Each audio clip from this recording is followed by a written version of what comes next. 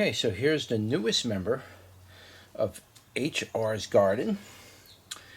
And I do believe it is a robin. I do not know for sure.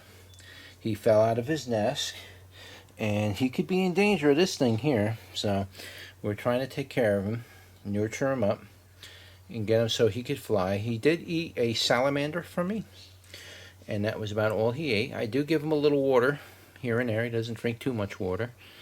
And he's just a little bird flying around in my yard. I tried to let him go a few times, and he flies away, and he's going to get eaten up by something like this. The monsters. The monsters are going to get him.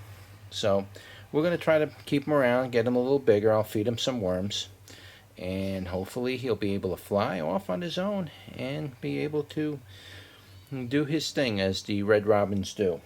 Alright, so I just wanted to introduce you to our new member of HR's What's This Plant, and hopefully he comes back to say hello.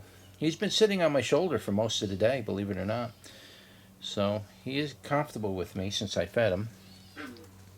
But we'll have to see how he does. Hopefully he gets bigger and starts flying. Like, share, and subscribe. Say bye-bye, birdie. Say bye-bye.